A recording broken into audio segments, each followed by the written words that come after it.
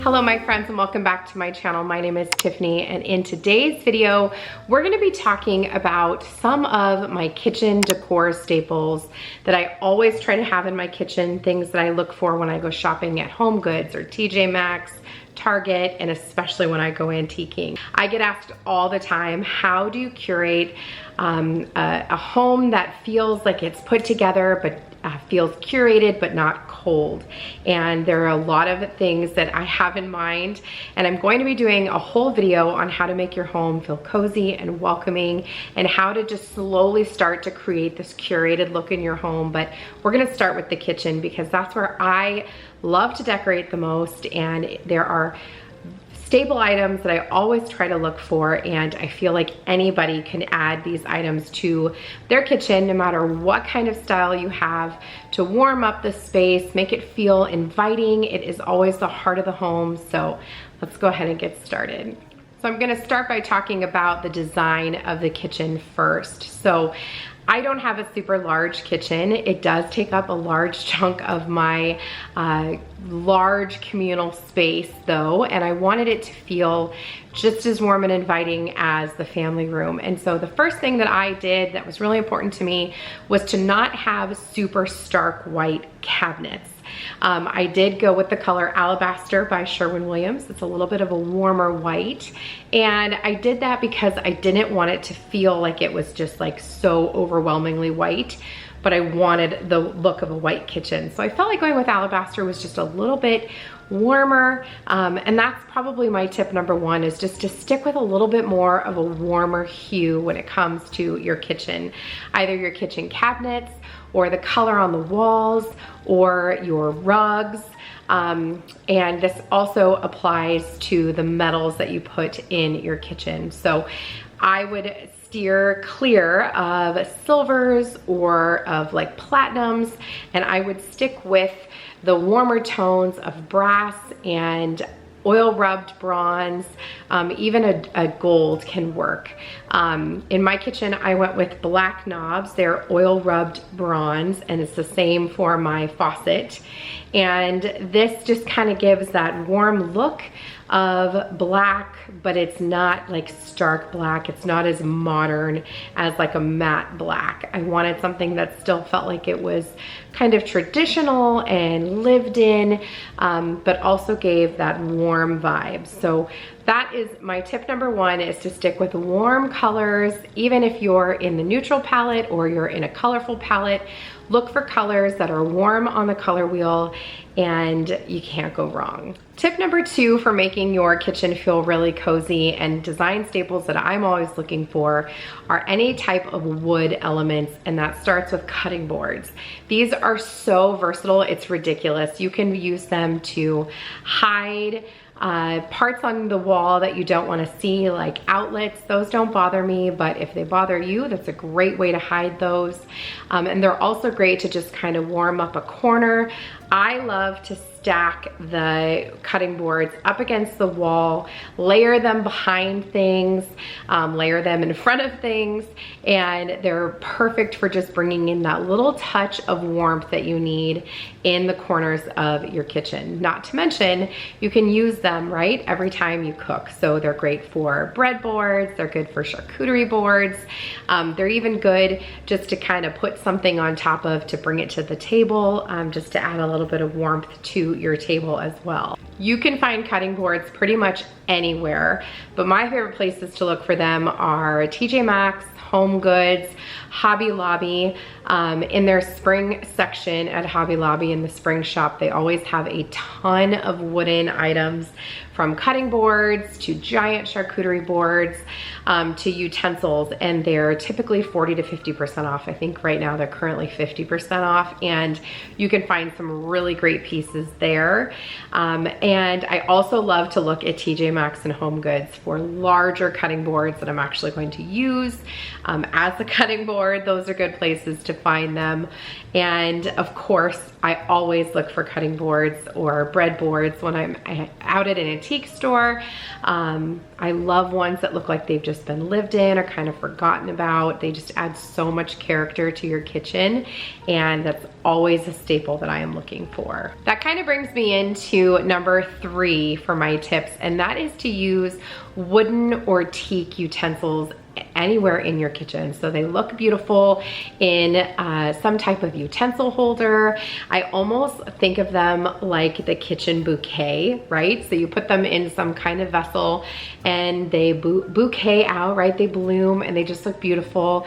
You can style them anywhere really. You can put them beside your stove. You can put them, you know, in a corner in your kitchen. I've got these great shelves in my kitchen. I could put them there, but they just look really, really nice. Not to mention when you are serving your food, using wooden or teak utensils just look really, really beautiful against a white dish or, you know, a beautiful piece of pottery. They just look really, really nice. So wooden utensils or teak utensils are always my recommendation. I think that they look good in any kind of decor style, whether you're like me and you've got kind of that cottage farmhouse vibe, or if you like more of a modern look or like a Scandinavian look, the organic modern, those are all, you know, no matter what kind of style you like, you can throw in wooden utensils, teak utensils, and they just really make a space feel warm and cozy and inviting. So that leads me into tip number 4, which is your utensils. And for this, I love to use Crocs, especially antique Crocs. These are gorgeous. Anytime I go antique shopping or if I go to thrift stores, anything like that, I'm always looking for these beautiful Crocs. They are heavy, they're gorgeous. The colors typically lend themselves to a more neutral and warm palette, and they just look stunning. They look stunning to use with those wooden utensils we just talked about. They look stunning with plants. You could put marble utensils in there and they would be gorgeous. Currently in my crock in my kitchen, I have some faux hydrangeas and some faux eucalyptus, and I just kind of have them filling that space and kind of blooming out of the crock, and they look beautiful. You can find Crocs for a really good price at antique shops. The little one I have in my kitchen right now, I actually got for only $12. But I also have a larger one on my dining room table, and that one, I think I paid $40 for that one. Nice big crock, and right now it has some spent flowers that probably need to be replaced, but I just think they look gorgeous. And a crock just can elevate any space, and it looks so inviting because it looks lived in, and I love that look. Tip number 5 is to bring in more types of natural materials like stone and marble. So in my kitchen, you'll find this in my utensil holder, which is marble. I got this at TJ Maxx. I think it was $7. And then I also have this gorgeous mortar and pestle that is made out of really heavy marble, and I think I got this one at Home Goods. And just bringing in those touches of the natural element of stone just looks really, really pretty and really is very inviting in the kitchen. It just feels very organic. So I'm always looking for ways to bring in just touches of marble. If you use too much stone or too much marble, it can start to feel a little cold. So making sure that you are balancing that with other natural elements like wood and flowers, those types of things will help it from looking too cold. It'll keep it looking really cozy. Another staple in my kitchen that you may not see in a lot of other kitchens is plants. Now, I love, love, love to have as many plants as I possibly can in my home. I feel like having as much living items like plants in the home just feel really, really cozy, and it gives just a fresh vibe, and no matter the season, I can keep them growing and looking healthy. There's something very satisfying about that. So in my kitchen, I'm really blessed to have these these open, well, they're not open. I have this hutch that does have closed cabinets. However, it does have the glass, so it does allow for me to have fresh plants in here that bloom and look beautiful, and they're thriving. They're doing so well.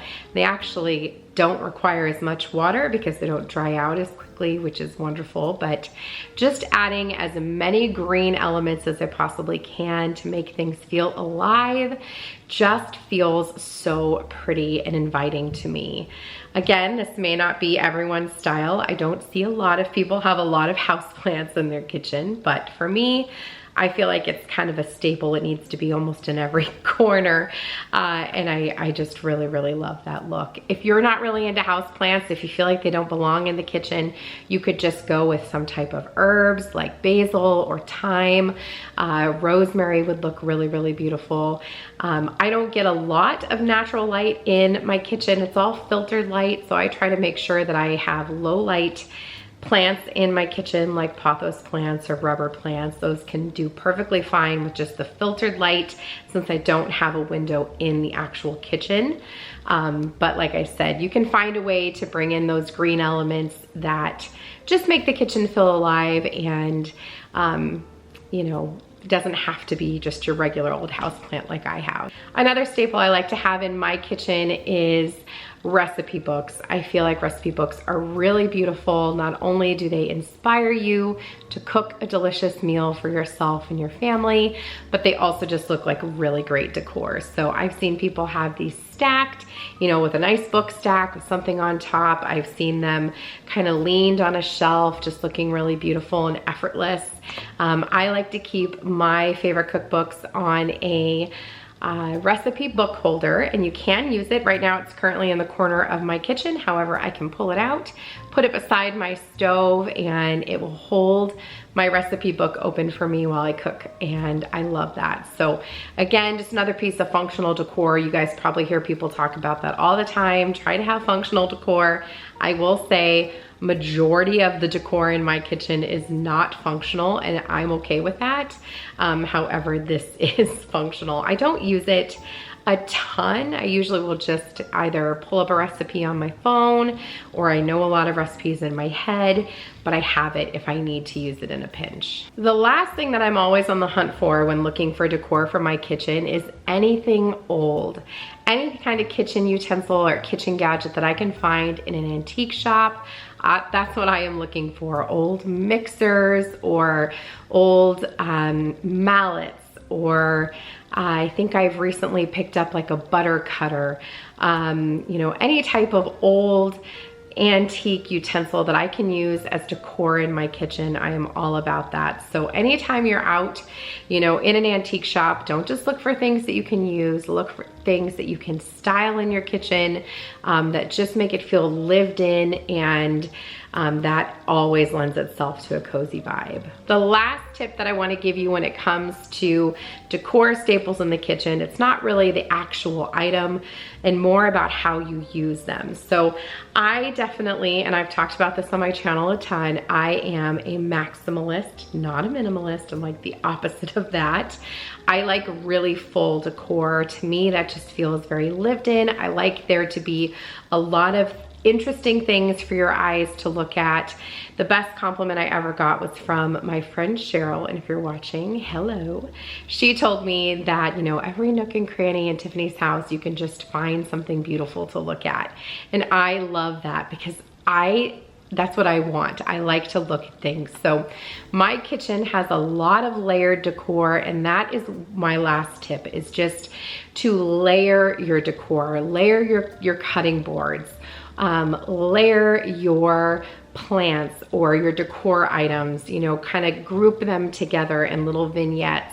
Don't be afraid. It doesn't just have to be one utensil holder with some items, you know, and one flower container or canister on the countertop. You can do whatever you like. It's your home. You can do it how it feels right to you. And that's kind of how I roll in my kitchen. I like a lot of decor, so I like to layer the items, and I just feel like layered decor feels very inviting and warm and cozy, and I get a lot of compliments about that, and I don't think that people always realize that's what it is, but it just feels full and just fully curated and really, really pretty. Okay, my friends, that brings us to the end of another video. I hope that you found these tips to be motivating. I hope you found some good ideas for ways that you can bring in different items into your kitchen to kind of create that curated look.